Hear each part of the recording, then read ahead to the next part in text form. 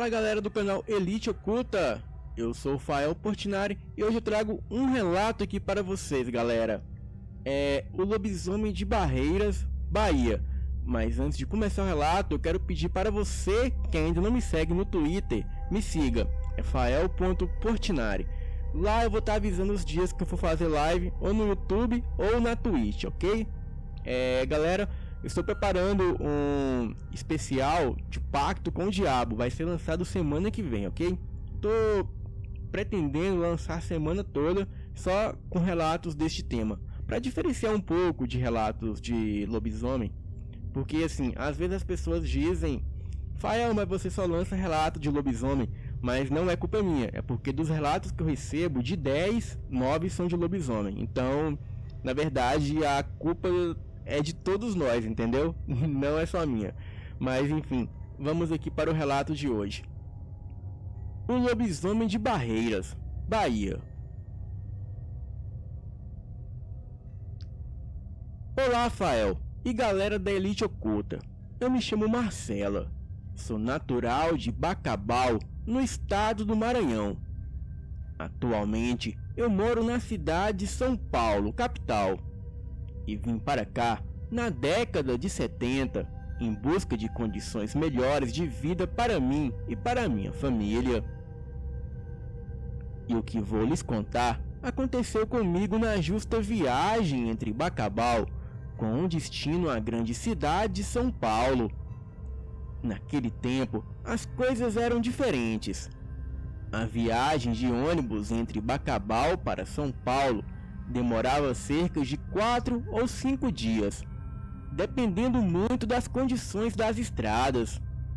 Mas além disso, as passagens custavam na época 10.000 cruzeiros, coisas de R$ 2.500 de hoje. E como todos da minha família éramos de origem muito humildes e lavradores, não tínhamos como pagar. Então, só nos restava viajar no que hoje chamamos de pau de arara. Pau de arara é como chamamos aqueles caminhões que levam pessoas, o que na nossa época era bem comum.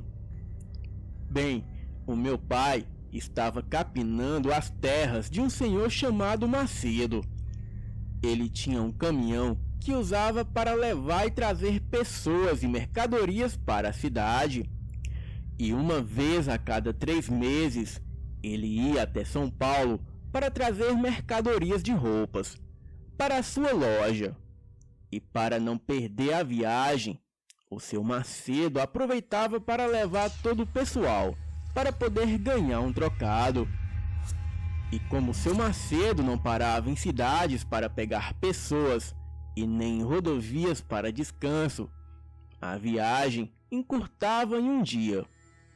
E as únicas paradas eram para almoçar e jantar e também para abastecer. No caminhão não havia conforto algum, nada de poltronas acolchoadas e nada de banheiro, e muito menos ar-condicionado. E eram só os solavancos da viagem dias a fim. As estradas eram esburacadas, sem sinalização e sem pavimentação.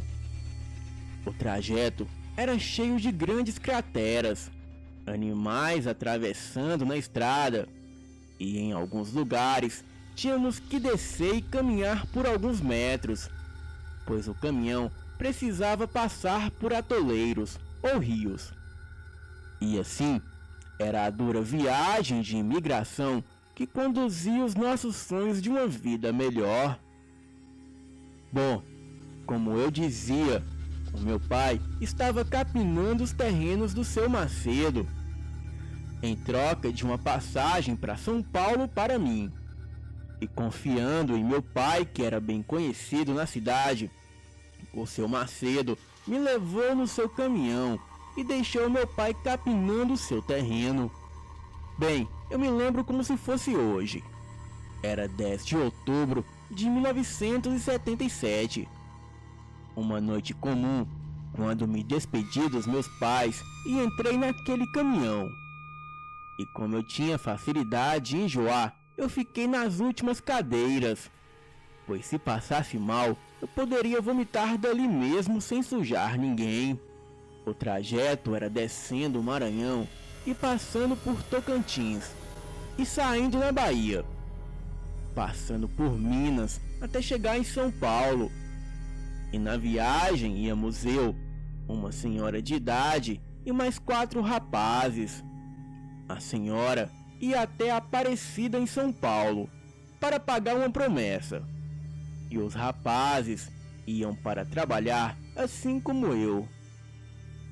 E durante a saída, a senhora rezou um ofício de Nossa Senhora do Amparo.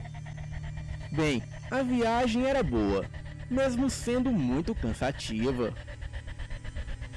E até que entramos na Bahia.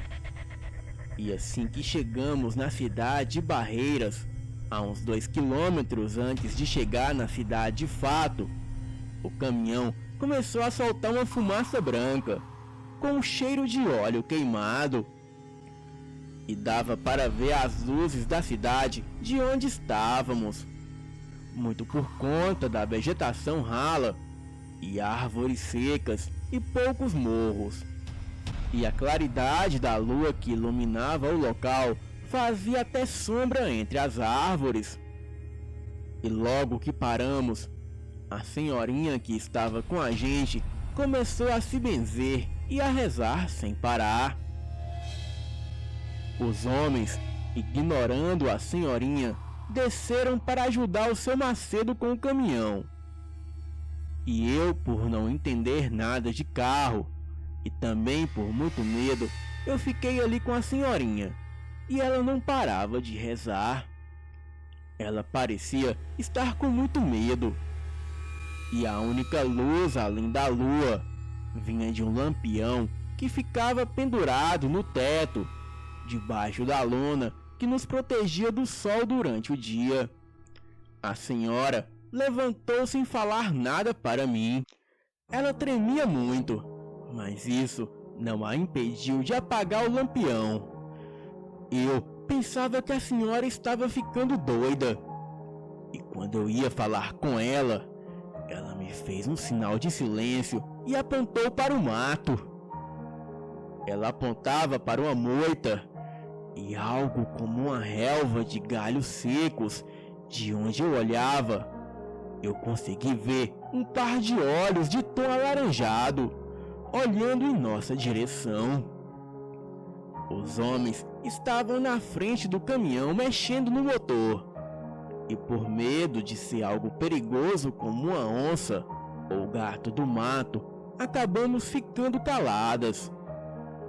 A senhora ainda rezava bem baixinho, quase como sussurros. Ela rezava a oração de São Bento. Naquele tempo, todos nós que vínhamos de cidades pequenas ou de interiores sabíamos muitas rezas.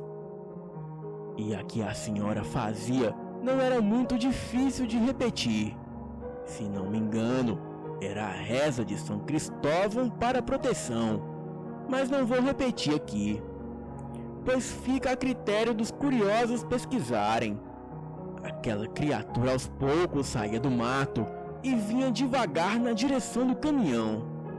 Era uma coisa grande e peluda, e tinha grandes pernas, patas e braços. Não dava para ver muita coisa da cara do bicho, mas dava para ver que ele tinha uma cara como a de um cachorro grande. Tinha orelhas de pé e pontiagudas. Tinha um rabo grande que parecia de um cachorro desses pastor alemão e olhos alaranjados. O caminhão ligou e acendeu as luzes de trás. Os homens falavam algo sobre alguém ter deixado um pedaço grande de osso que arranhou não sei o que no caminhão. A criatura parou e ficou estática, olhando para o lado do caminhão. Eu só ouvi quando um dos rapazes gritou, e em seguida muitos tiros. Diferente de hoje em dia, naquele tempo era comum os homens andarem armados. Bem, foi todo aquele alvoroço.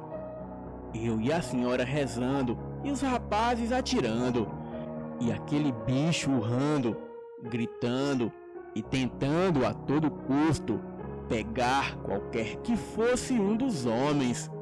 Os rapazes pareciam saber que nada daria conta de matar aquela criatura. Então, subiram correndo no caminhão enquanto atiravam naquilo. Os homens gritavam para o seu Macedo da partida no caminhão. E enquanto o caminhão saía, a criatura ainda tentou subir nele.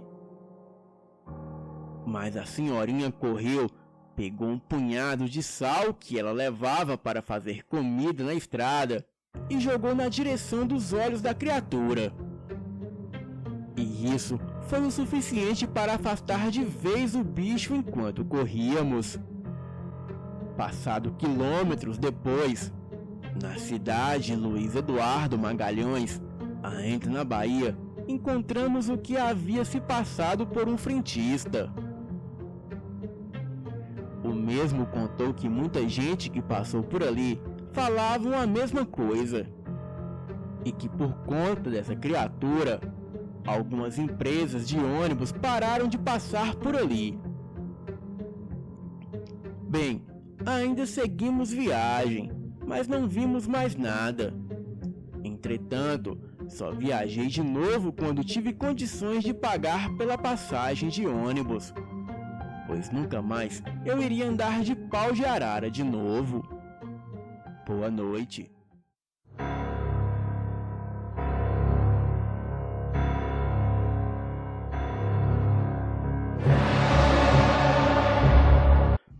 Olá, canal Elite Oculta. Me chamo Caio. Estou aqui para contar algo que aconteceu comigo, acompanhado pelo meu colega José. E que depois deste acontecimento, ele se mudou de onde morávamos e nunca mais tive nenhum tipo de contato com ele. O meu neto vive assistindo os relatos narrados pelo Fael.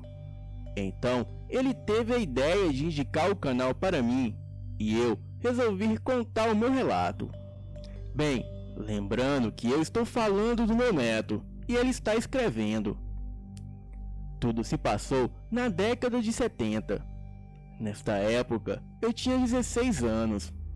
Já o meu colega José tinha 17. Nós morávamos num pequeno interior na Bahia, onde eu e o meu amigo José éramos amigos bem próximos. E aproveitando que os nossos sítios eram próximos um do outro, normalmente de 2 a 3 vezes na semana, saíamos à noite para conseguir madeira. E sim, foi o que vocês escutaram. Nós saímos à procura de madeira e quando chegávamos em casa, nós íamos imediatamente atrás de querosene ou álcool. De novo. E quando chegávamos em casa, nós íamos imediatamente atrás do querosene ou álcool, a mando de nossos pais, pois por ser um local isolado, ali não existiam mercearias com vendas de gás. E por mais que ali próximo tivesse quaisquer tipo de posto que vendesse, nós e os nossos pais não teríamos condições de comprar, pois na época para nós aquilo era muito caro e o dinheiro da roça ia todo para os nossos alimentos. Então nós fazíamos tudo à base da lenha e até aquilo que não era tão trabalhoso. Bem, nesse dia era semana de quaresma e nós, sem opções, decidimos ir atrás de lenha. Então nos encontramos ali próximo. Lembrando que nesse dia eu estava com um machado velho e um pouco enferrujado. Este machado eu havia ganhado do meu pai.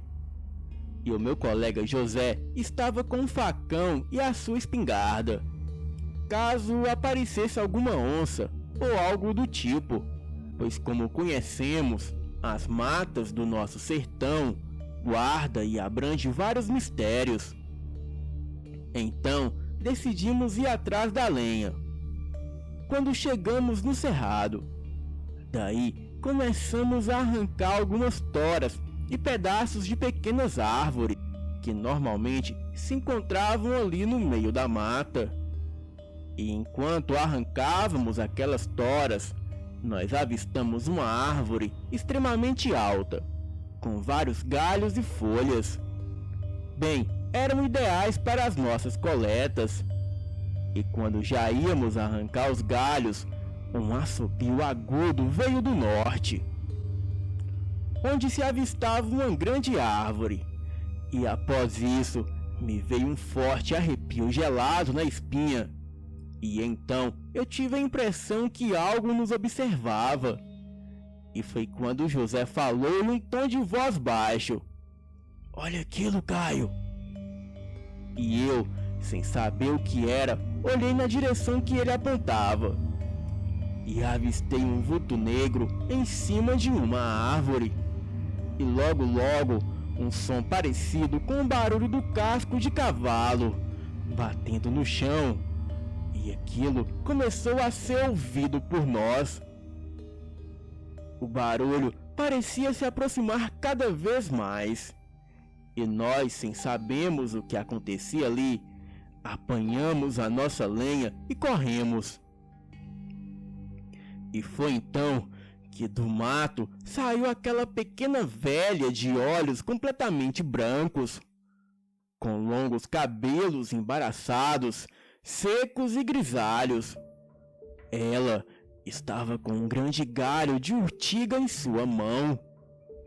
Então meu colega José fala bem baixo e com uma voz de medo no meu ouvido: "Olha, Caio, é melhor tomarmos cuidado, pois essa é a comadre Florzinha, mais conhecida como Caipora." Quando eu e o meu colega José olhamos ao nosso redor para tentarmos fugir, nós não encontramos mais o caminho de casa. Era como se aquela velha lançasse um mau presságio que causava ilusões em nosso campo ocular. E foi quando vários galhos e caules secos e verdes começaram a se enrolar em nossos pés, fazendo que nós caíssemos no chão. E rapidamente, aquela coisa começou a dar uma pisa de urtiga em nós. E cada pisa que levávamos, as nossas roupas eram rasgadas e várias marcas apareciam em nosso corpo. A dor era tanta que o meu colega não conseguia nem mover o seu dedo para dar um tiro de escopeta. E foi quando ouvimos um rosnado vir ali do meio do mato. E aquela coisa, percebendo aquilo, correu para a mata, se despistando. E nós, totalmente fracos, jogamos a madeira no chão, nos levantamos e subimos no pé de laranja. E dali do meio do mato saltou uma criatura peluda com pernas curvadas, rosto de cachorro e orelhas pontudas, além de enormes garras afiadas que desciam de seus dedos. Aquela criatura medonha, ao perceber que a outra criatura tinha corrido, foi atrás como um quadrúpede farejando o cheiro daquilo, e também se despistando no mato. E nós, muito confusos, descemos dali, apanhamos as madeiras e saímos correndo. E então logo chegamos no sítio, jogamos a madeira para o quintal e rapidamente saltamos a porteira. Chegamos em casa nervosos e pálidos, e quando contamos tudo para a nossa família, rapidamente a minha mãe fala: "Eu não disse, Caio, você sabe que em mês de quaresma ninguém pode estar saindo por aí. Agora você aprendeu, né?" E logo após a bronca, o meu colega se despediu, pegou uma parede de madeira como era de costume e foi para o seu sítio, que era ali do lado. E eu fui dormir bem. Bom, Os tempos se passaram e eu ainda questiono 3 coisas. Será que aquela era Caipora? E onde foi parar o José? E a maior pergunta que fica a dúvida: quem era o lobisomem? Bem, eu não posso responder, mas sei que os mistérios sobrenaturais deste mundo existem e jamais poderão ser explicados. Boa noite.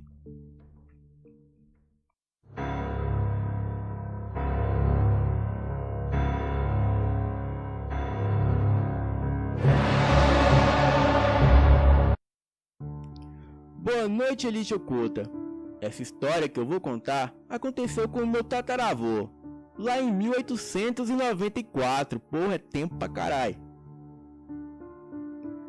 Ele nasceu no Japão, e por isso ele tem várias crenças.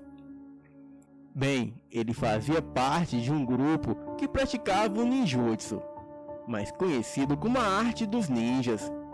Ele era muito habilidoso e treinava dia e noite com um suposto grupo de ninjas. Certo dia, ele e este grupo vieram para o Brasil para fazer treinamentos com o líder que estava de passagem no Brasil. Este líder era muito simpático. Ele tratava bem os seus alunos, diferentemente dos demais do Japão. Certo dia, eles foram para o Nordeste para um treinamento especial. E quando eles chegaram, uma moça veio e os atenderam no hotel. Ela era muito estranha. Porém, certo dia, ela começou a falar coisas sem sentido. Coisas como: quem está aí? O que vocês querem? Etc. O professor e os alunos estavam muito apreensivos, mas nada demais. Um certo dia, eles foram para uma fazenda de noite e o clima estava muito pesado. Mas antes do meu tataravô ir com os demais, o mestre dele disse que por precaução era para levar armas de ninja, conhecidas como katanas, shurikens e outros apetrechos. Eles foram, e quando chegaram lá, era praticamente de madrugada.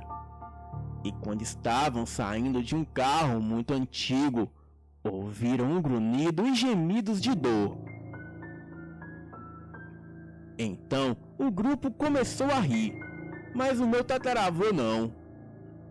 E então, saiu dali uma figura demoníaca, com olhos vermelhos, feito brasas. A criatura parecia um cachorro no focinho, mas para baixo parecia um ser humano. A criatura babava e rosnava constantemente, e no mínimo, aquela coisa deveria ter uns 2 metros de altura, quando estava em pé. E quando ele ficava de 4, ele tinha por volta de 1,50 m. O grupo saiu correndo, subindo em árvores ali por perto. Eles começaram a jogar shurikens na criatura, mas não surgiam efeito algum. A criatura foi pulando de árvore em árvore, onde os homens estavam, e começou a dilacerar a todos, exceto o meu tataravô. Ele estava paralisado de medo, pois parecia que a criatura os lançava um olhar hipnótico. E devido a este excesso de medo, as pessoas não conseguiam correr. A criatura chegou até o meu tataravô e disse com uma voz demoníaca: "Você tem muita sorte. Eu só não te devoro aqui porque você tem um bom coração, diferente dos demais." A criatura deu uma risada demoníaca, pulou de cima da árvore e entrou mata dentro. Bem, essa história foi passada para minha família de geração a geração, até chegar em mim. E então, compartilho com vocês do canal Elite Oculta. Boa noite. Bom, galera, este foi os 2 relatos de hoje. Como eu disse para vocês, provavelmente os relatos da semana devem ficar curto, pois eu estou de mudança, mas semana que vem eu pretendo lançar a semana toda com o especial lá do Pacto com o Diabo. Só relato desse tema, ok? Para mudar um pouco a temática do canal. Você ainda que não é inscrito, peço que se inscreva no canal, deixe aquele joinha e até o próximo vídeo. Boa noite.